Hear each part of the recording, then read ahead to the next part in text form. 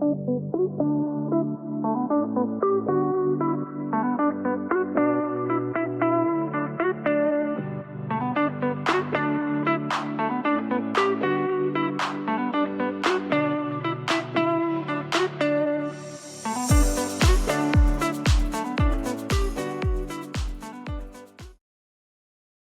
friends, and welcome back to another episode of Turn the Page podcast. I am your host, Paige, and I'm so excited to be back here in this chair with this microphone, talking with all of you.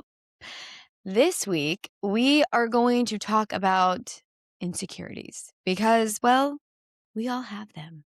And it's most likely that we have had them for the majority of our lives.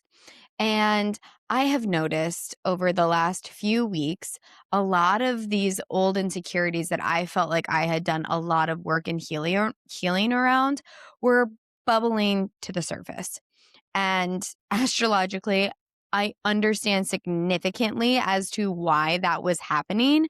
But one thing that I've noticed as it's been happening is that I'm not taking every single insecurity that arises with 100% accuracy.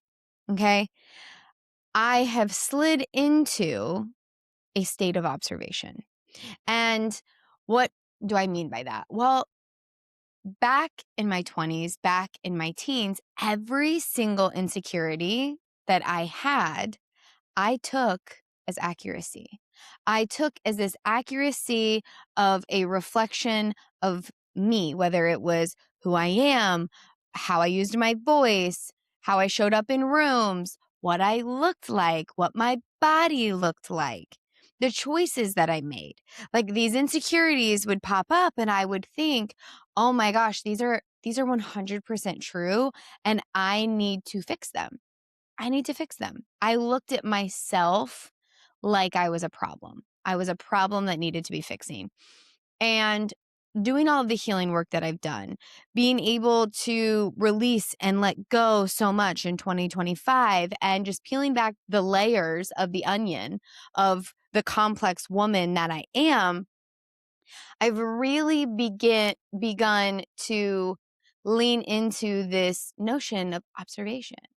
I've really started to observe my thoughts, observe my insecurities, observe my emotions instead of continually acting on them. Okay.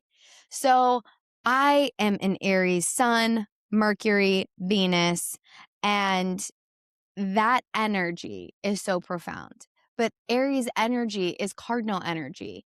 It's the first sign in the zodiac. So it is impulsive. We love action and we have a very deep knowing of who we are at our core. It's just like getting all the other shit out of the way so that we can embody it instead of reacting to it or reacting from it. And I also have a Virgo moon and rising. And those two energies contradict each other because Aries energy wants to move forward, take action, be impulsive, be passionate. And Virgo energy wants to be meticulous and wants to really reform the things that they do or they say because it comes from a place of purity, of intuition, of service, of impact. So do you see how I'm just like this mixed up puzzle that I've been trying to figure out for the last 33 years? But that Virgo energy in its shadow can be very critical. It can be very judgmental, and it can be really living through this notion that like no matter what you do, no matter how meticulous you are, it's never going to be enough. And so for that being my moon sign, that being my internal world, okay? That's like my internal world, my emotional self, and how I process my emotions. That shadow can grow very big. And I also have Jupiter in Virgo. So it expands all of this energy for me in my life. And specifically internally, And what would that do? Why am I telling you all of this? Why am I like going into my astrology brain? Well, I'm going into my astrology brain because we just had a lunar eclipse in Virgo. And I don't know if it was last week or the week before. Time is basically a construct that I don't understand anymore. It's going by so fast. But with that lunar eclipse in Virgo, I really started to notice all of these insecurities popping up. I started to notice this influx of this energy that's coming through and wanting me to notice these insecurities again. Now, granted, because of the work that I have done previously, it was a lot more gentle. It was annoying, but gentle. And why did I want to talk about it and share with all of you? Like I said, because we all have insecurities. We all have things that come up for us that make us feel as though we are not enough. And we live in a world and an age with social media that things are constantly in our face, especially as women. Things are constantly in our face through social media that are telling us like we need to be thinner, we need to look younger, we need to act differently. We need to speak up more. We need to say less. We need to be more digestible. We need to be more rebellious. Like we're constantly being told. We're constantly being told and we're constantly consuming no matter what it is, no matter how impactful, no matter how educational it can be.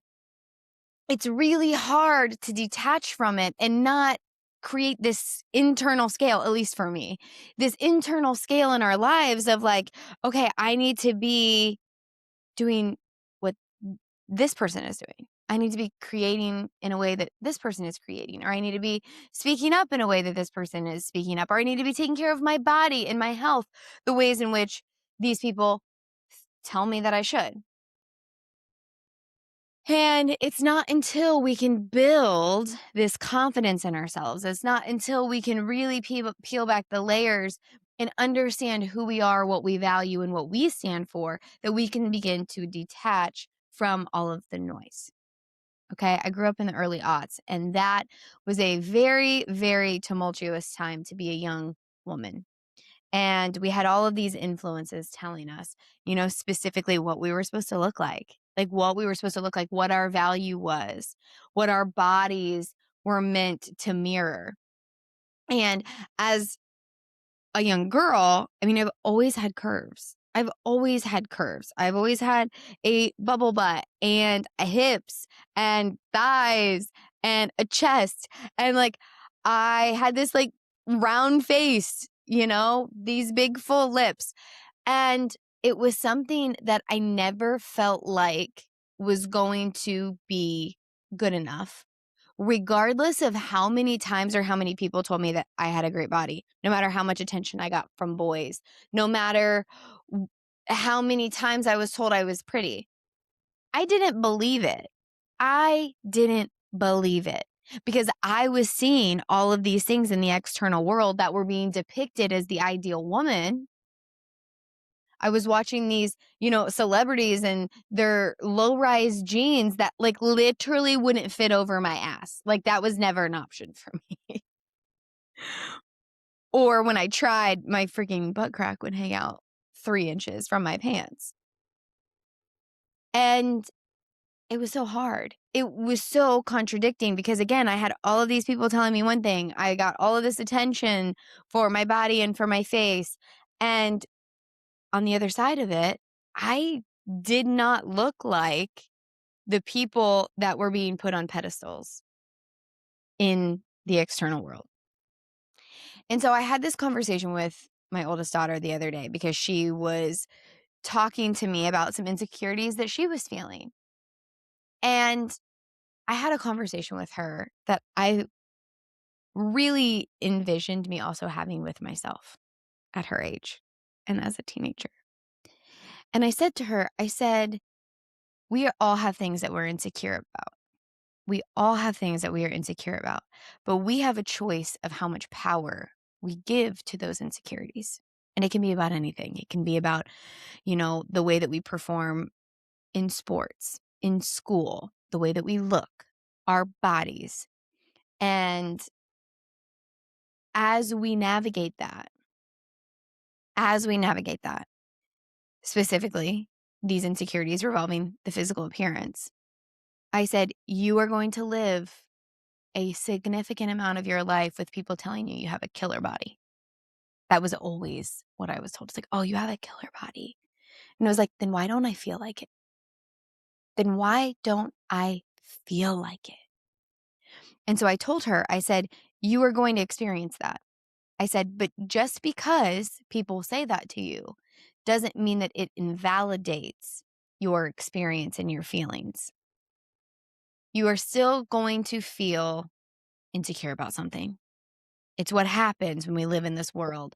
And unfortunately, it's a direct result of the circumstances of women being pitted against each other and this ideal notion that we are meant to look a specific way. Are we to appease the male gaze? I don't know. That's an entire narrative that needs to burn and die. Or is it because it's meant to create some sort of acceptance in this external world? I don't know. Again, we don't need to feed that anymore. But as I'm having this conversation with her, I was like, you get to honor your feelings. You get to honor your feelings because they exist. They exist, and it's okay that they exist. There's nothing wrong with you that they exist. But you have the choice of how much power you give to them. Recognize it. Recognize it. Accept, like, okay, hey, this insecurity is coming up, but I'm going to do everything I can to love myself and to love this body. You have an insecurity about your shoulders, then let's focus on the gratitude that you have for your legs that allow you to run, that walk you through this life, that give you the opportunity to dance with your friends and have fun. Okay? It doesn't mean that you're negating this insecurity. It doesn't mean that that insecurity is true, but you're not giving power to it when you're just hyper focused on it. Switch the narrative, switch the perspective, focus on something that you do love. Focus on the gratitude that you can have for this thing that, for whatever reason, is making you currently feel uncomfortable in your body. Our bodies are a vessel. Our bodies are a vessel. They are not who we are, but they are a gift. They are a gift that we get to honor, that we get to love, that we get to cherish, that we get to utilize in this world and in this life. I go back to this book often, but when I read The Girl Who Fell from the Sky by Emma Cary, it changed so much for me. When she said, if you can, you must, it wasn't this half-hearted mantra of negating all the shit that she went through, but it's honoring, accepting, and loving what she had left. What she had left to do, what she had left to experience, the life she had left to live.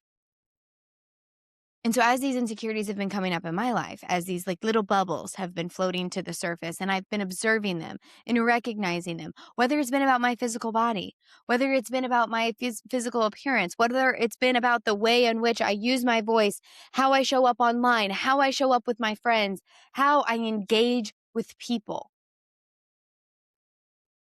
It's reminded me that I have been so fucking hard on myself. I have been so fucking hard on myself, and I am human.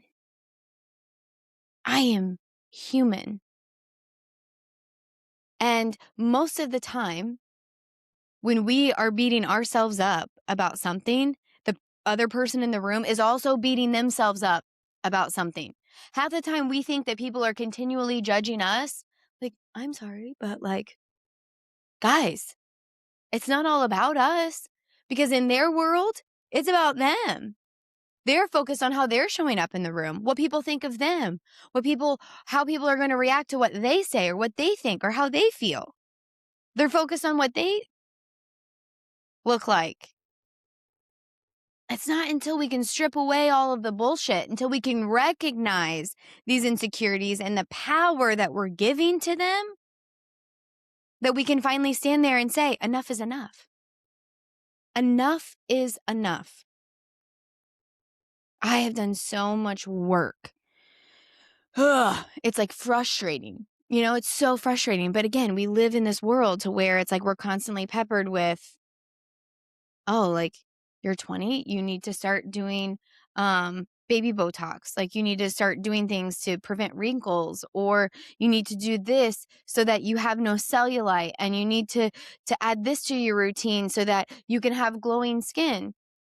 Even through a holistic lens, I have gone down the rabbit hole. And I can't do 15 things all in a day so that I can what? Holistically fit the perfect image of the ideal woman in her 30s? I've had 2 babies. I've had the joy and pleasure of birthing 2 babies into this life.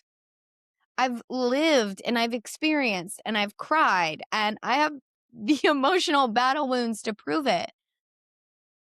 I used to feel so insecure about my forehead wrinkles that I had a subscription to wrinkle patches. And again, I'm not like dogging on any of these things. You do and follow what it is that you feel comfortable with. But in this world of Botox and Ozempic and, needing to gua sha your thighs every night so that you don't have dimples in your butt, aren't we tired? Aren't we tired? When is enough enough? When is enough going to be enough so that we can just be, so that we can exist, so that we can stop and breathe?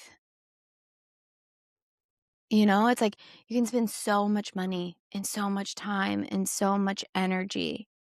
And I know that there's been seasons of my life where it's like, okay, I'm going to get out of the shower. I'm going to go shower my legs. I'm going to self-tan. I'm going to go shower my face. I'm going to do my skincare. I'm going to do all of these things. Again, like I said, lots of Virgo energy and Aries energy. We like to be pretty. But it's like I can spend all this time doing all of these things and then like not have time to read my kid a bedtime story. I know. That sucks. Like, why would I want to do that? No, I'm not negating these things. I'm not I still do them. I still do some of them. These habits that I have, learned about, gathered, but I don't do them all every single night. I can't. It's like, okay, you need to exercise, you need to drink water, you need to eat healthy, you need to, do your skincare and lymphatic drain and get in your sauna and make sure that you take time for your mental and emotional health, not just your physical health, and be present for your kids and cook the dinner and do the laundry and clean the house and pay attention to the dog. There is not 72 hours in a day. And even if there was, I'd be fucking exhausted by half that list, that I wouldn't be able to accomplish them all with quality and intention. So it's like, I had to scale it back. I had to recognize, like, I was like, oh, okay, Paige, you are letting your insecurities have all of the power, because are you doing this all of the time because it feels good? No, I wasn't. And maybe you do. And I love that for you. God, I love that for you. Teach me.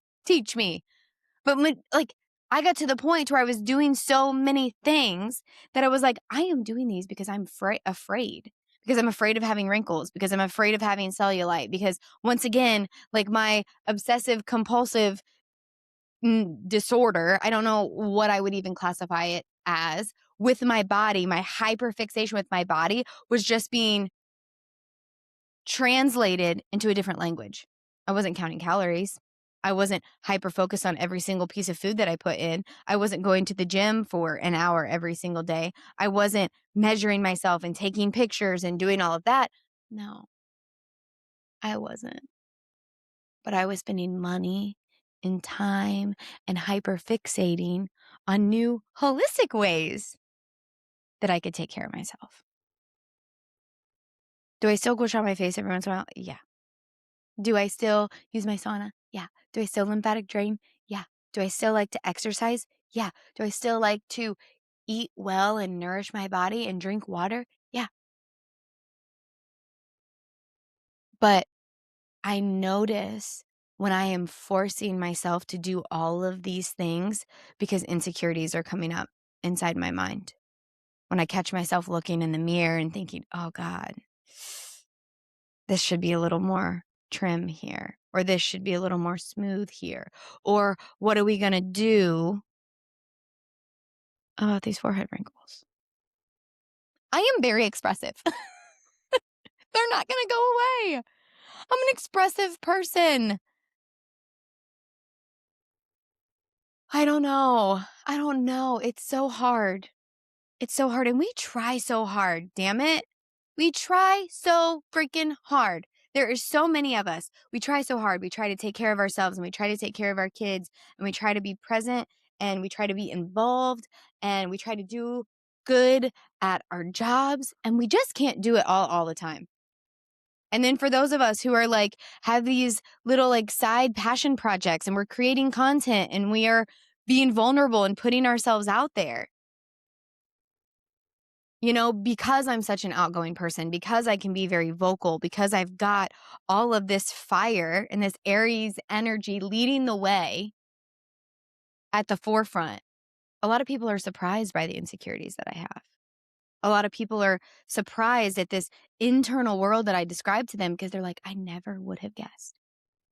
How many people do you think we make those assumptions about? How many people do we look at and think, God, they have it all together? God, they've got it all figured out. And then internally, they are spiraling. Internally, they are constantly questioning and filled with self-doubt. Do you know how we free ourselves of it? We fucking give voice to it.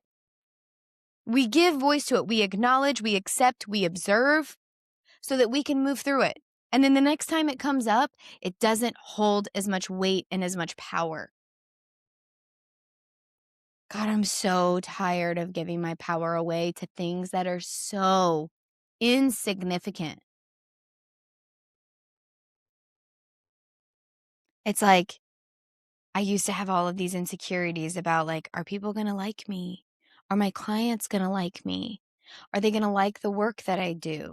Are they going to, do they want to be my friend? When I walk into rooms, are people talking about me? And it used to just run rampant through my mind. And I would take things personally because I was looking for them. I was looking for things to hyperfixate on because I looked at myself as a problem that needed to be fixed. So it was like hyperfixate on the things that are said, hyperfixate on the reactions that you are getting from people so that you know, me, Paige, how to fix yourself to be better for the next time. And again, like I said, now when I'm in situations and I find myself triggered or charged about something, I'm allowing myself to just pause and observe it. Like, okay, is this like an inner child thing? Is this a teenage me thing? Is this a I'm in the wrong rooms thing? Are these just not my people? Which is fine because not everybody in the world can be your people. Sometimes you just get to coexist with others and you don't have to put so much weight behind it. But we have the choice. We have the choice of how much power we choose to give. And enough is enough. Stop beating yourself up. Stop spiraling and hyperfixating on the conversations that you have. Yes, be intentional with your words. Yes, be kind and compassionate. But yes, speak your truth and do it with a ferocity that lights you up. I've been convinced for so long that I'm too much, Paige, you need to bring it back down. You need to bring it in. But like, why? You know, like, why? Why not live fully, embody yourself fully, utilize your voice, but also knowing how to hold space and actively listen to others? It's a balance. It's a balance. But, like, we don't need to hold ourselves back from the things that, like, make us who we are just so that other people are more comfortable. Because the more permission you give yourself to love who you are and be loved for who you are by others, the more permission you give to other people. The more permission you give to other people, the more permission you give to love who you are and be loved for who you are by others is the same kind of permission that you will be giving them to do the same for themselves. It can change your life. And I know because it's changed mine. It's still actively changing mine. It's helping me to be a better mother. It's helping me to be a better creator. It's helping me to be a better friend. It's helping me to just be a bigger light in this world. And that's what matters, that ripple effect. That ripple effect makes a difference. What we give our energy to grows. And so again, it doesn't mean negating the insecurities that rise up, but it means asking ourselves the question, what is this trying to teach me? What is this trying to show me? What is this leading me to that I can free myself from so that I can embody more of who I am each and every time I enter a room, each and every time I look in a mirror, each and every time I open my mouth to use my voice? That's it. We don't have to be this problem that we need to fix and convert or condense to be more digestible. We just need to observe ourselves enough so that we can understand which parts of us are screaming for our attention. Like I said, because enough is enough. When are we going to stop chasing these unattainable expectations?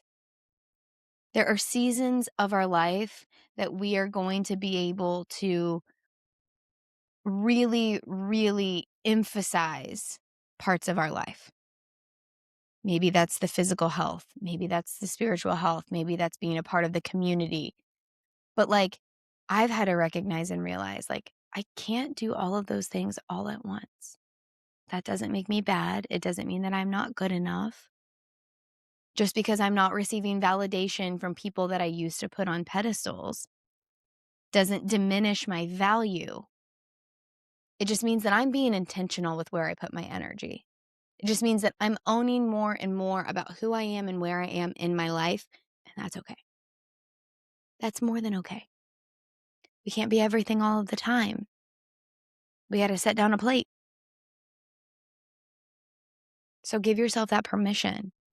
You are enough. You are beautiful. Your body deserves your love, not your shame. And again, it doesn't mean to invalidate the things that you feel. It just means that you don't have to give all your power away to them. You know, pay attention to how being around other people makes you feel. Recognize, like, are these people making me feel like, do these people make me feel more insecure about myself? Why? Why? Is it because they're just not my people? That's okay. Is it because they're in my life to teach me a lesson and show me this insecurity that's coming up? Maybe. Maybe it is them. Maybe they are critical. Maybe they are judgmental. That's fine. But that's less about you and more about them. You just have the choice of whether or not you participate. You have the choice of how much power you give to their opinion. See what I'm getting at here? When is enough enough? We are not the victims of our circumstances. We are the co-creators of our life. And so I just encourage you to reflect. We are still in Mercury retrograde until the 20th. This is a perfect time and opportunity for reflection and not reaction. Paying attention to where you're hyperfixating in your life, paying attention to what those insecurities are teaching you, showing you, and guiding you towards. Finding a deeper connection with your spirit, with faith, with whatever higher power that you believe in, knowing and trusting and utilizing your intuition. Utilizing your intuition and giving power to that instead of your insecurities. Embodying more and more of the truth of who you are. And if you are currently living in a reality that feels disconnected from that, start observing what you would like to do about it. You get to make the change. You get to be the change. This is your life. This is your vessel. Make the most of it. Once again, I'm so grateful to have you here. I'm so grateful to be a part of this community. I'm so grateful to just share in a connection in a positive way in a world that is swimming in negativity right now. Hold on to something that feels good, that serves the highest divine version of who you are, who you wish to become. Hold on to your people that make you feel loved, that make you feel so seen, because that is so important. That is so important. All right. I love you. You are worthy. I hope that the next week brings you clarity, joy, peace. Come say hi over on Instagram, TikTok, or Facebook at Turn the Page Podcast. And I'd love to know what you think about this episode. And if you feel called to leave a rate or review, I would be oh so grateful. And I will see you next week. Bye-bye.